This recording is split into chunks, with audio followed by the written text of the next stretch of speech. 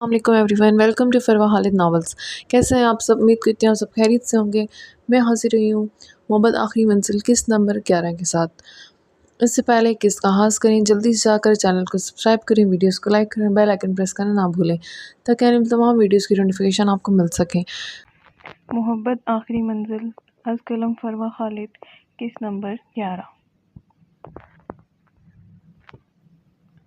शाहराज, जब मैंने तुम्हें मना किया था तो फिर क्यों किया ऐसे? मैं दुश्मनी को ख़त्म करने की कोशिश कर रहा हूँ और तुम लोग इसी दुश्मनी को मज़ीद हवा दे रहे हो। अगवा कर लिया था तुमने इसे, अपनी तरफ से अपना बदला पूरा कर चुके थे तुम, फिर क्यों निकाह किया तुमने? इब्राहिम लाशारी का बीपी शूट कर चुका था। उन्हें जब से शाहराज के कारनामे की खबर मिली थी वह ऐसे ही गुस्से से चीख रहे थे। ऐसे छोड़ देता ताकि दुश्मनों को लगता हम कमज़ोर हैं, वो हमारी इज़्ज़त ख़राब करने के लिए हमारी औरतों पर हाथ डालेंगे और हम ऐसे ही बैठे तमाशा देखते रहेंगे। अब दोबारा वो ऐसा करने से पहले 1000 बार सोचेंगे। शाहराज लाशारी अपनी मूँछों को ताव देता इस वक्त बाप और भाई की निस्बत काफ़ी सुकून में बैठा था। इसे जब चेहरे पर किसी भी किस्म के खौफ और फिक्र का शाइबा तक नहीं था। इसकी आंखों के सामने बार बार इस लड़की का रोता सिसकता हुआ नाजुक वजूद घूम रहा था, जो दुश्मनों की बेटी होने के बावजूद अब इसकी बीवी बन चुकी थी। लेकिन वो इस लड़की को कभी भी बीवी की हैसियत से अपने घर लाने का इरादा नहीं रखता था।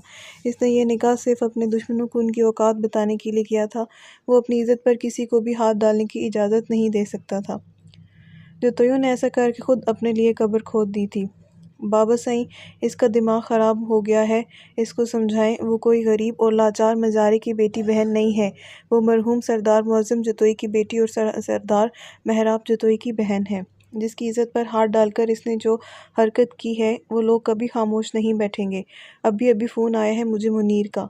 वो मेरी गाड़ी में शहर से वापस आ रहा था। इसके ऊपर कातलाना हमला हुआ है, जो कि जतोई ख़ानदान की तरफ से ही किया गया है। जब तक वो अपनी ज़िल्लत का बदला नहीं ले लेंगे, खामोश नहीं बैठेंगे। शाहनवाज़ ने फ़ोन बंद करते बाप को मुखातिब करते भाई को इंतहाई खूनख्वार निगाहों से घूरा था, जो गुस्से में इन सब से 1000 गुना तेज़ था। इससे कभी भी किसी भी बात की बईद की जा सकती थी। जिन लोगों से वो शदीद नफ़रत करता था, उन्हीं की बेटी से ज़बरदस्ती निकाह कर चुका था। मैंने इज़्ज़त पर हाथ नहीं डाला, इज़्ज़त दी है इनकी बेटी को इससे निकाह करके। निकाह के बावजूद हाथ तक नहीं लगाया इसे। इसमें ज़िल्लत कैसी? और जो करना है उन्हें वो करें। चूड़ियाँ पहनकर तो हम भी नहीं बैठे हैं। शाहराज लाशारी ने सिगरेट सुलगाते इंतहाई पुरसुकून अंदाज में कहा था और अपनी जगह से उठ खड़ा हुआ था। कहाँ जा रहे हो तुम?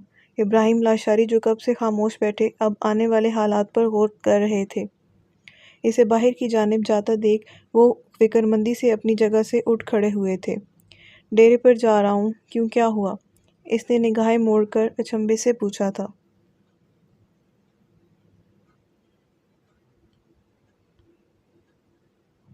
तुम अभी बाहर नहीं जाओगे? वो लोग भी बहुत गुस्से में हैं। मुझे मुखबरों से खबर मिली है कि शहराम जतोई के सर पर तुम्हारा खून सवार है।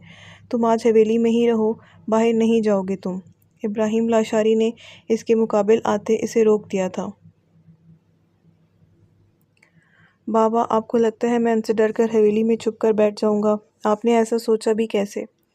इसको बाप की बात बिल्कुल भी पसंद नहीं आई थी। इसके मगरूर नकूश पर छाए तासुरात बिगड़ गए थे। शाहराज, कभी तो कोई बात सुन लिया करो। मैं बाप हूँ तुम्हारा, तुम मेरे बाप नहीं हो। मैंने कह दिया तुम आज रात हवेली से बाहर नहीं जाओगे तो मतलब नहीं जाओगे। अगर तुमने मेरी बात ना मानी तो अपने बाप का मरा हुआ मुंह देखोगे। नहीं रखना चाहता मैं ये दुश्मनियाँ, नहीं है सकत मुझे मैं अपनी जवान औलाद की मैयतें उठाने की। इब्राहिम मीर लाशारी की आंखों में इस वक्त नमी तैर गई थी। शाहराज जिस वक्त बिल्कुल उनकी सुनने का इरादा नहीं रखता था, बाप की आंखों में नमी देख वो ढीला पड़ गया था। इसकी आंखों की रंगत खतरनाक हद तक सुर्ख हुई थी। इब्राहिम लाशारी वहाँ से जा चुके थे।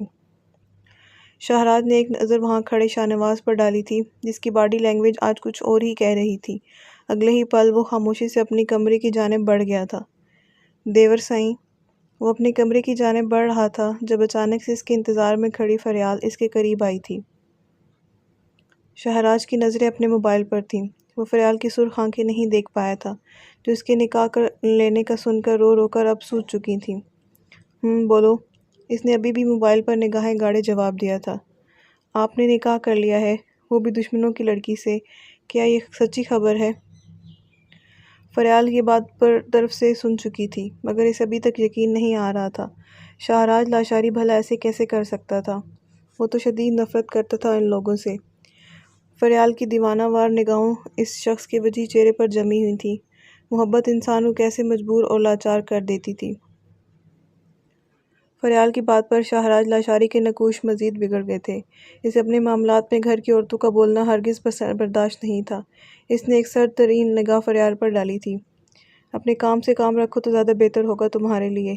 اپنے مخصوص مغرور لہجے میں اسے ٹوکتا وہاں سے ہٹ گیا تھا، جبکہ فریال جو اس کی جانب سے جواب ملنے کی توقع کیے بیٹھی تھی، اسے دور جاتا دیکھ اس کی چوڑی پشت کو تکتی ٹھنڈی آب بھر کر رہ گئی تھی۔ یہ شخص آج اسے اپنی پہنچ سے میلوں دور لگا تھا۔ ضروا بیٹا، تھوڑا سا کھانا کھا لو، ایسے تو تم بیمار پڑ جاؤ گی۔ نویدہ بیگم ضروا کو اپنے سینے سے لگاتے اپنے آنسو بھی نہیں روک پائی تھیں۔ ان کی بیٹی پر کوئی ظلم ڈھا گیا تھا۔ ان کا دل دو حصوں میں بٹ چکا تھا۔ سویت حویلی میں اس وقت کوئی بھی انسان سکون میں نہیں تھا۔ شاہرام اور ضروا کی منگنی اور ایک دوسرے کے لیے محبت سے پورا خاندان واقف تھا۔ وہ بچپن سے شاہرام کی منگ تھی۔ ضروا کی تعلیم ختم ہوتے ہی ان کی شادی ہونے والی تھی۔ کسی نے خواب میں بھی نہیں سوچا تھا کہ ایسا کچھ ہو جائے گا۔ شاہرام غصے سے پاگل ہوتا لاشاریوں کی نسل ختم کرنے کی در پر تھا۔ وہ ان کے ڈیرے پر بھی حملہ کر چکا تھا۔ ابھی تھوڑی دیر پہلے انہیں اسجد سے خبر ملی تھی کہ شاہرام کو گولی لگی ہے، جس بارے میں کسی نے بھی ضروا کو نہیں بتایا تھا۔ وہ بیچاری الگ شرمندگی اور صدمے کا شکار تھی۔ اس میں ہمت نہیں تھی شاہرام کا سامنا کرنے کی۔ اسے بار بار وہ بھیانک لمحے یاد آ رہے تھے جب وہ اس ظالم شخص کی قید میں تھی۔ اس وحشی درندے کا خوف ایسا تھا کہ وہ اسی خوف اور دہشت کے زیر اثر اس کے کہنے پر نکاح نامے پر سائن کر گئی تھی۔ اسے خود پر رہ رہ کر غصہ آ رہا تھا کہ اس نے انکار کیوں نہیں کیا تھا۔ وہ احتجاج کر سکتی تھی۔ زیادہ سے زیادہ کیا ہوتا، وہ مار دیتا اسے یا تشدد کرتا اس پر۔ وہ سب سہ لیتی، مگر نکاح نہیں کرنا چاہیے تھا اسے۔ ضروا کا دماغ غصے اور شرمندگی سے پھٹ رہا تھا۔ اس کا بس نہیں چل رہا تھا کہ وہ کیا کر ڈالے۔ یہ تصور ہی پورے وجود میں زہر گھول دیتا تھا کہ اب وہ اس شخص کی منقوہ تھی۔ وہ شاہرام کے لیے ہمیشہ کے لیے غیر ہو چکی تھی، اور وہ وحشی جنگلی جاہل انسان اس کا حاکم بن چکا تھا۔ ضروا ماں کی آغوش میں چھپی مسلسل آنسو بہا رہی تھی۔ گھر کی سبھی خواتین اس کو سنبھالنے کی کوشش کر رہی تھیں۔ بی بی سرکار خود بالکل خاموش ہو چکی تھی۔ وہ اس دشمنی کو ختم کرنا چاہتی تھی، مگر یہ چنگاری پھر کہیں نہ کہیں سے اٹھ جاتی تھی۔ ان کی طبیعت ٹھیک نہیں تھی۔ وہ بھی شدید صدمے میں تھی۔ انہوں نے محراب کو کہا تھا کہ وہ شاہرام کو روکے۔ وہ مزید کوئی نقصان برداشت نہیں کر سکتی تھیں۔ اب جو ہونا تھا وہ ہو چکا تھا۔ شاہراج لاشاری نے بہت غلط کیا تھا، لیکن سوال یہ بھی اٹھتا تھا کہ اس کے خاندان کی لڑکی کو اگر ان میں سے کسی نے اغوا نہیں کیا تھا تو پھر یہ تیسرا چھپا ہوا دشمن کون تھا جو ان دونوں خاندانوں کے بیچ دشمنی کو ہوا دے رہا تھا؟ اماں سائیں، مجھے اس شخص کے پاس نہیں جانا، وہ بہت برا ہے۔ آپ ادا سائیں سے کہیں وہ مجھے نہیں بھیجیں گے وہاں، میں مر جاؤں گی۔ ضروا کو بس یہی خوف کھائے جا رہا تھا۔ اس کی بات سن کر نویدہ بیگم نے روتے ہوئے اسے اپنی آغوش میں سمیٹ لیا تھا۔ کبھی نہیں بھیجیں گے آپ کو وہاں میری جان، کبھی نہیں۔ اس کی پیشانی چومتے انہوں نے اس کا خوف کم کرنے کی کوشش کی تھی۔ وہ ابھی بھلی سلجھی ہوئی، سمجھدار اور کانفیڈنٹ لڑکی تھی، مگر اس شخص سے ہوئی صرف 2 ملاقاتوں نے اس کا سارا اعتماد چھین لیا تھا اس سے۔ معظم جتوئی کی موت کے بعد سے سفید حویلی میں ہر گزرتے دن کے ساتھ غم اور اذیت کی شدت بڑھتی ہی جا رہی تھی۔ بہت بری نظر لگی تھی اس ہنستے بستے گھرانے کو۔ محراب خان جتوئی کے چہرے پر اس وقت چٹانوں جیسی سختی تھی۔ کبھی اس کی آنکھوں کے سامنے اس کے باپ کا خون میں لت پت وجود گھوم جاتا تھا تو کبھی اپنی بہن کی ابھی کچھ دیر پہلے کا وہ مرجھایا خوفزدہ چہرہ۔ وہ مٹھیاں بھینچے خود کو نارمل کرنے کی کوشش کر رہا تھا۔ وہ شاہرام کی طرح جوش میں ہوش نہیں کھونا چاہتا تھا، اور نہ ہی شاہراج لاشاری کی طرح غصے اور نفرت میں اندھا ہو کر کوئی انتہائی قدم اٹھانے کا ارادہ رکھتا تھا۔ اس کے کانوں میں ابھی بھی اس کے بابا کے کہے آخری الفاظ اور نصیحت گونج رہی تھی۔ ایسا نہیں تھا کہ اس کی بہن کے ساتھ جو کیا گیا تھا وہ اس پر خاموش رہنے والا تھا۔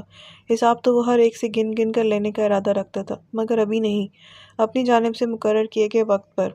وہ کرسی کی پشت سے سر ٹکائے بیٹھا تھا جب بی بی سرکار اس کے کمرے میں داخل ہوئی تھیں۔ آہٹ پر اس نے نگاہیں اٹھا کر سامنے دیکھا تھا۔ انہیں دیکھ وہ احتراماً اپنی جگہ سے اٹھتا ان کی جانب بڑھا تھا۔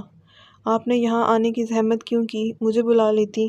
انہیں صوفے پر بٹھاتے ہوئے ان کے قریب آن بیٹھتا ان کے نحیف ہاتھوں کو اپنی مضبوط گرفت میں لے گیا تھا۔ جو ہولے ہولے کانپ رہے تھے۔ ان کی آنکھوں میں نمی تھی اور چہرے پر خوف تھا۔ ہر روز ہونے والی سازشوں اور اپنوں کو کھونے کے خوف نے انہیں مزید کمزور کر دیا تھا۔ محراب میری ضربہ کے ساتھ اچھا نہیں ہوا، اسے دشمنی کی بھیڑ چڑھایا گیا ہے۔ معظم اسی دن سے ڈرتا تھا۔ شہرام ہسپتال میں زخمی پڑا ہے، جسم کے ساتھ ساتھ روح بھی زخمی ہو چکی ہے۔ میں نہیں دے سکتی اپنے بچوں کو اس طرح سے اذیت میں مبتلا ہوتے۔ اس کے ہاتھوں کو لبوں سے لگاتے وہ آنسوؤں کے بیچ بول رہی تھی۔ ان کے لہجے سے ان کا خوف واضح تھا۔ ان کی بات سنتے محراب کی کشادہ پیشانی پر پڑی شکنوں میں مزید اضافہ ہوا تھا۔ وہ قصوروار تھا، اپنی بہن کی حفاظت نہیں کر پایا تھا۔ بی بی سرکار، وہ جب بولا تو اس کی الفاظ بہت بھاری تھی۔ مجھ پر یقین رکھیں بی بی سرکار، اب دوبارہ ایسا کچھ نہیں ہوگا۔ ضربہ میری بہن ہے اور مجھے بے حد عزیز ہے۔ اس کے لیے میں جو بھی فیصلہ کروں گا، مجھے امید ہے آپ سب کو اس پر کوئی اعتراض نہیں ہوگا۔ محراب کی بات پر بی بی سرکار نے نگاہیں اٹھا کر اس کی جانب دیکھا تھا۔ انہیں محراب کا انداز بہت عجیب سا لگا تھا۔ مجھے یقین ہے کہ آپ کا کیا فیصلہ اس کے لیے بہترین ثابت ہوگا، مگر میرا شہرام، وہ ٹوٹ جائے گا۔ محراب خانم کہیں نہ کہیں سمجھ چکی تھی کہ اس کا فیصلہ کیا ہونے والا ہے۔ شاید وہ خود بھی یہی چاہتی تھی۔ ان کی خاندان کی گزری نسلوں میں اب تک نہ کبھی کسی مرد نے طلاق دی تھی اور نہ یہ ناپاک الفاظ کبھی کسی عورت نے سنا تھا۔ جیسے بھی تھا، جس طریقے سے بھی ہوا تھا، وہ نہیں چاہتی تھی کہ ان کی پوتی کے دامن پر طلاق کا داغ لگے۔ وہ ایک اغوا شدہ لڑکی ہونے کے ساتھ ساتھ ایک طلاق یافتہ بھی کہلائی جانی تھی۔ شہرام چاہے اس سے محبت کا دعوے دار کیوں نہ ہو، وہ اس معاشرے کے تلخ رویوں سے نہیں بچا سکتا تھا، مگر وہیں دوسری طرف وہ اپنی نازو پلنی بچے کو کسی بھی قیمت پر دشمنوں کے رحم و کرم پر بھی نہیں چھوڑ سکتے تھے۔ لاشاری قبیلے اور جتوئی قبیلے کی دشمنی کوئی عام دشمنی نہیں تھی، یہ خونی جنگ تھی جس نے نہ جانے کتنے دلوں اور گھروں کا قتل کیا تھا، اور اب آگے بھی نہ جانے کتنوں کو اپنی لپیٹ میں لینے والی تھی۔ اور شاہراج لاشاری، جس نے اپنی نفرت اور انا کی تسکین کی خاطر ان کی بیٹی کو بہت تکلیف دی تھی، اس انسان نے یہ نکاح کا نیت سے کیا تھا اور کیا ارادہ رکھتا تھا، وہ اس کو سمجھنا ان لوگوں کے لیے زیادہ مشکل نہیں تھا۔ اس حویلی میں اب وہی فیصلہ ہونا تھا جو محراب جتوئی نے کرنا تھا۔ خانم کا دل یہ سوچ کر لرز رہا تھا کہ محراب کے فیصلے کے بعد جو طوفان اٹھنے والا تھا، اس کی تباہی سے وہ اپنے گھر کو کیسے بچا پائیں گے۔ ادا سائیں، مجھے بہت ڈر لگ رہا ہے، وہ شخص بہت برا ہے، میں کبھی وہاں نہیں جاؤں گی۔ ضربہ کی حالت سنبھل نہیں رہی تھی۔ محراب اس کے کمرے میں آیا تھا تب وہ اس کی سینے سے لگتی سسک اٹھی تھی۔ وہاں ایک جانب کھڑی رشنا نے نگاہیں اٹھا کر محراب خان جتوئی کے مضبوط سراپے کو تکا تھا۔ ان سب کزنز کے آپس میں بہت بنتی تھی، سوائے اس ایک شخص کے، جو ان سب کے بیچ نہ کبھی بیٹھا تھا اور نہ ہی گھلنے ملنے کی کوشش کی تھی۔ سب کا کہنا تھا کہ وہ بہت مغرور اور گھمنڈی انسان ہے، مگر رشنا کو وہ بہت اچھا لگتا تھا۔ اس کی وجاہت اور دلکشی پر اس کا یہ غرور جچتا بھی تھا۔ محراب ضربہ کو اپنے سینے سے بھینچے کھڑا تھا اور رشنا ارد گرد موجود لوگوں کی موجودگی کا احساس کیے بغیر محبت سی سے تکے گئی تھی۔ تانیہ جو اس کے برابر ہی کھڑی تھی، اس نے کہنی مار کر رشنا کو ہوش میں لایا تھا۔ یہ تم ادا سائیں کو کیسے گھور رہی ہو؟ تانیہ نے اس کے قریب ہوتے آنکھیں چھوٹی کرتے سے گھورا تھا۔ ادا سائیں ہوں گے تمہارے، میرے نہیں ہیں، رشنا نے اس کی بات پر ناک چڑھاتے خفگی سے کہا تھا۔ ناول جاری ہے۔ تو جلدی ایپیسوڈ پڑھیں، لائک کریں، کمنٹ کریں تاکہ ڈیلی ایپیسوڈ آپ کو مل سکے۔